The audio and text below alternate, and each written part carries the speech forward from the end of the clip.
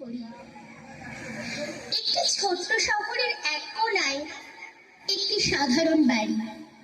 আজ বাড়িটা একটু বেশি রঙিন, বেলুন টাঙানো, কেক সাজানো, ছোট ছোট হাসির আওয়াজে মুখর। কারণ আজ ছোট্ট রিয়ার জন্মদিন। আর সব থেকে বড় কথা, আজ ওর বাবা ফিরেছেন বহুদিন পর, ওর প্রিয় বাবা।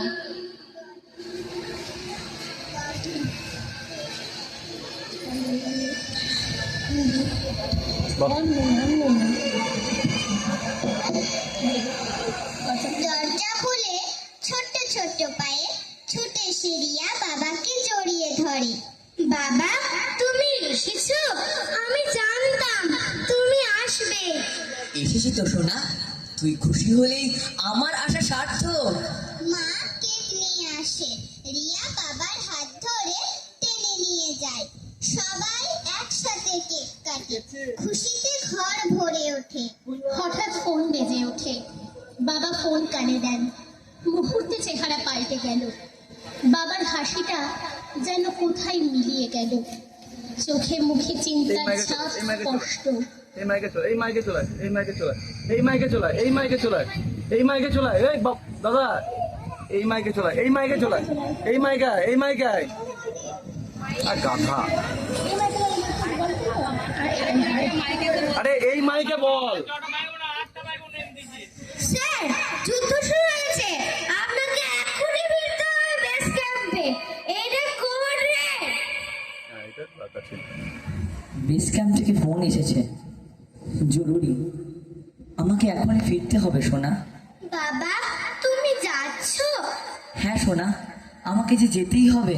কিন্তু আজ তো আমার জন্মদিন, তুমি কথা দিয়েছিলে তুমি থাকবে। তুমি যেও না বাবা, প্লিজ। এই বোকামে, এই যে তুই তো জন্মদিনে হাসি মুখে কেক কাটছিস, এই খুশি তোদের থেকে যেন কেউ না কাড়ে, সেজন্য আমাকে তো যেতেই হবে। তুমি আবার আসবে তো? অবশ্যই আসবো রে। তুই বড় হয়ে দেশের জন্য কিছু করতে পারিস, এটাই আমার স্বপ্ন। রিয়া বাবাকে জড়িয়ে ধরে। মা একপাশে চুপ করে দাঁড়িয়ে থাকেন। বাবা ইউনিফর্ম পরে বেরিয়ে যাওয়ার জন্য তৈরি হন। জয় হিন্দ বাবা। জয় হিন্দ আমার বীর মেয়ে। বাবা দরজার দিকে এগিয়ে যান। রিয়া তাকিয়ে থাকে বাবার দিকে, চোখে জল, কিন্তু গর্বে ভরা চোখ। একটা ছোট মেয়ে আজ বুঝে গেল বাবা শুধু তার নয়, দেশেরও। সময় কেটে গেছে কিছুদিন। রিয়ার সেই জন্মদিনের পর সে আবার আগের মতো স্কুলে যাওয়া শুরু করেছে।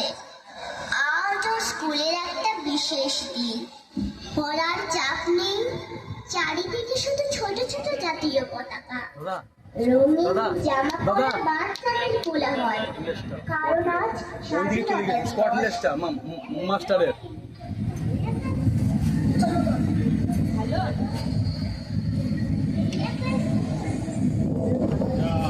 ওই আসছে। মাইকটা ঠিক করো, বলো। মাইকটা দেখো পাঁচটা নয়।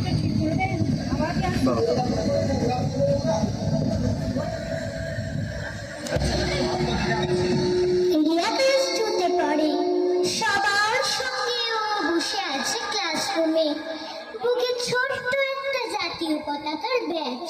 ঠিক তখন ক্লাসরুমে ঢোকেন টিচার। সবার মুখের দিকে তাকিয়ে মিঠি মিঠি হাসেন। এদিকে দাঁড়া। শুভ স্বাধীনতা দিবস বাচ্চারা। আজকের দিনটা আমাদের জন্য খুব গর্বের। বলো তো দেখি, পতাকায় মোদের কয়টি রং আছে? এই বাবু, ওইদিকে দাঁড়া।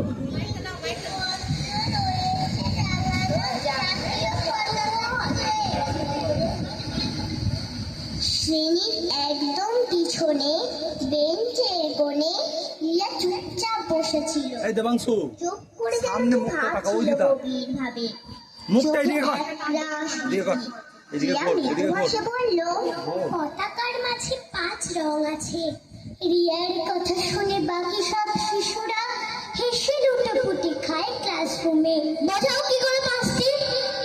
মাথা নিচু করে ভয়ার্ত স্বরে রিয়া বলে, ওপরে গেরুয়া, মাঝখানে সাদা, সবুজ আছে তার তলে, আর আছে আঁকা গোলাকার চাকা, নীল রং আছে এতে।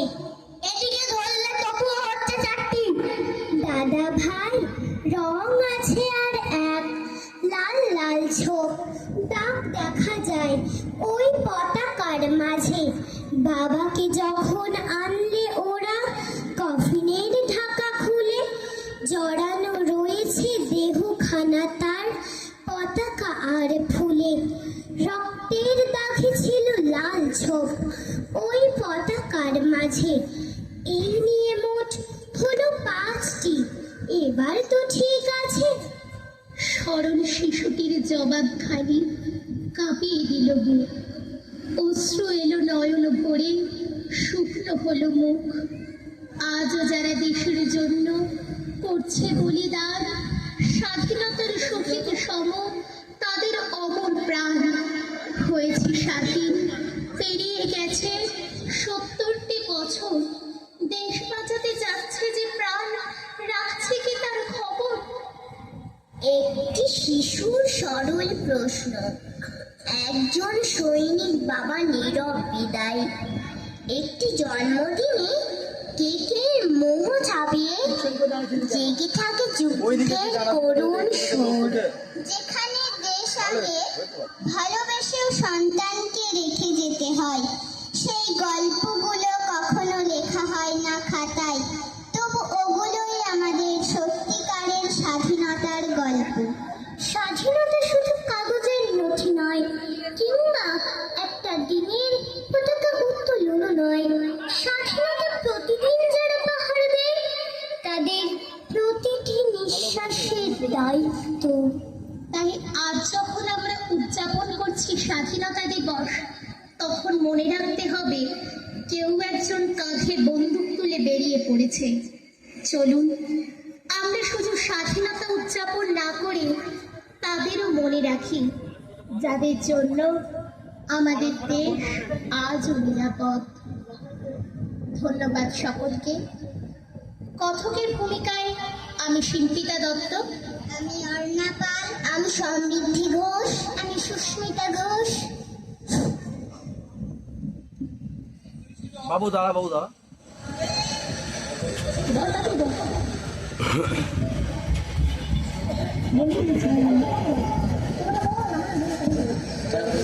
হ্যাঁ বলা হয়ে গেছে, বলা হয়ে গেছে।